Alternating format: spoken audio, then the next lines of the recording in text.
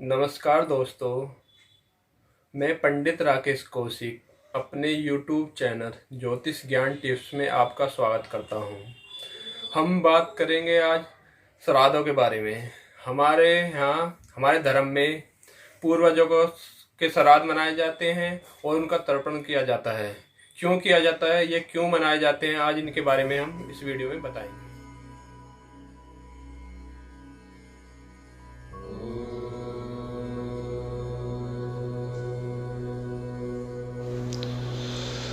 श्राद्ध में श्रद्धा पूर्वक पितरों को जो भी वस्तु उचित काल या स्थान पर विधि द्वारा ब्राह्मणों को दी जाती है, इस सब का उल्लेख ब्रह्म पुराण में मिलता है। यह एक ऐसा माध्यम जिससे पितरों को तृप्ति के लिए भोजन दिया जाता है। पिंड रूप में पितरों को दिया गया भोजन श्राद्ध का अहम हिस्सा माना जाता है। कब करना चाहिए श्राद्ध? श्राद्ध करने का सभी का अपना एक समय होता है। श्राद्ध मृत्यु परिजनों को उनकी मृत्यु की तिथि पर श्रद्धापूर्वक श्राद्ध देने की विधि है। उदाहरण के तौर पर अगर किसी परिजन की मृत्यु एकादशी को हुई है तो उनका श्राद्ध एकादशी के दिन ही किया जाएगा। इसी प्रकार अन्य तिथि के हिसाब से किया जाता है।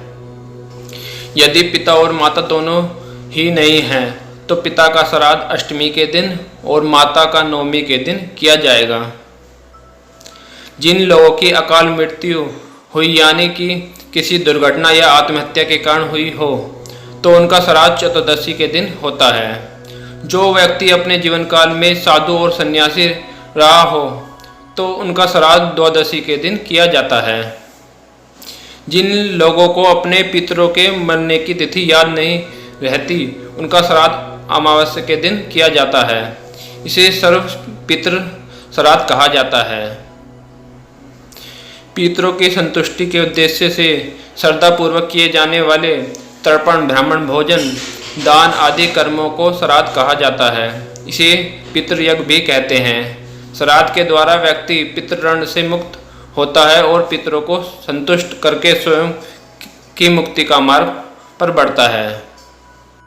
श्राद्ध या पिंडदान दोनों एक ही शब्द के दो पहलू हैं। पिंडदान शब्द का अर्थ है अन्न को पिंडकार में बनाकर पितरों को श्रद्धापूर्वक अर्पण करना, इसी को पिंडदान कहते हैं। दक्षिण भारतीय पिंडदान को श्राद्ध कहते हैं। श्राद्ध के प्रकार। शास्त्रों में श्राद्ध के निम्न प्रकार बताए गए हैं। नंबर 1, नित्य श्राद्ध। वे श्राद्ध जो नित्य प्रतिदिन किए जाते हैं उन्हें नित्य श्राद्ध कहते हैं। इसमें विषुवदेव नहीं होते हैं। निमित्रिक या एकोद्दिष्ट श्राद्ध। वह श्राद्ध जो केवल एक व्यक्ति के उद्देश्य से किया जाता है, यह भी विषुवदेव रहित होता है। इसमें आवाहन तथा अग्रोकरण की क्रिया नहीं होती है। ये एक पिंड, एक अर्घ्य, एक पवित्रक होता है। नंबर 3, काम्य श्राद्ध। वह श्राद्ध जो किसी कामना की पूर्ति के उद्देश्य से किया जाए, काम्य श्राद्ध कहलाता है। नंबर 4, वृद्धि श्राद्ध। मांगलिक कार्यों में जो श्राद्ध किया जाता है उसे वृद्धि श्राद्ध या नानंदी श्राद्ध कहते हैं। नंबर 5, पावण श्राद्ध। पावण श्राद्ध वे हैं जो भाद्रपद कृष्ण पक्ष के पितृपक्ष, प्रत्येक मास की अमावस आदि पर किए जाते हैं। ये विषुवदेव सहित श्राद्ध हैं। नंबर 6, सपिंडन श्राद्ध। वह श्राद्ध जिसमें प्रेत पिंड का पितृपिंडों में सम्मिलन किया जाता है उसे सपिंडन श्राद्ध कहा जाता है। नंबर 7, गोष्ठी श्राद्ध। सामूहिक रूप से जो श्राद्ध किया जाता है उसे गोष्ठी श्राद्ध कहते हैं। नंबर 8, शुद्धयर्थ श्राद्ध। शुद्धयर्थ श्राद्ध वे हैं जो शुद्धि के उद्देश्य से किए जाते हैं। नंबर 9, कर्मयांग श्राद्ध। कर्मयांग श्राद्ध वे हैं जो षोडश संस्कारों में किए जाते हैं। नंबर 10, देविक श्राद्ध। देवताओं की संतुष्टि के उद्देश्य से जो श्राद्ध किए जाते हैं उन्हें देविक श्राद्ध कहते हैं। नंबर 11, यात्रार्थ श्राद्ध। यात्रा के उद्देश्य से जो श्राद्ध किया जाता है उसे यात्रार्थ कहते हैं। नंबर 12, पुष्ट्यर्थ श्राद्ध। शारीरिक, मानसिक एवं आर्थिक पुष्टता के लिए जो श्राद्ध किए जाते हैं उन्हें पुष्ट्यर्थ श्राद्ध कहते हैं। क्यों आवश्यक है श्राद्ध? श्राद्ध कर्म को क्यों आवश्यक है, इस संबंध में निम्न तर्क दिए जा सकते हैं। नंबर 1, श्राद्ध पितृऋण से मुक्ति का माध्यम है। नंबर 2, श्राद्ध पितरों की संतुष्टि के लिए आवश्यक है। नंबर 3, महर्षि सुमंतु के अनुसार श्राद्ध करने से श्राद्धकर्ता का कल्याण होता है। नंबर 4, मार्कंडेय पुराण के अनुसार श्राद्ध से संतुष्ट होकर पितृ श्राद्धकर्ता को दीर्घायु, संतांति, धन, विजया, सभी प्रकार के सुख और मरणोपरांत स्वर्ण, स्वर्ग एवं मोक्ष प्रदान करते हैं।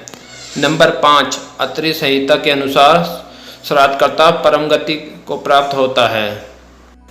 नंबर 6, यदि श्राद्ध नहीं किया जाता है तो पितरों को बड़ा ही दुख होता है।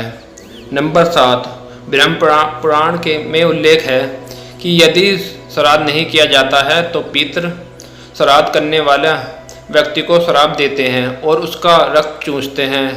श्राप के कारण वह वंशहीन हो जाता है, अर्थात वह पुत्र रहित हो जाता है।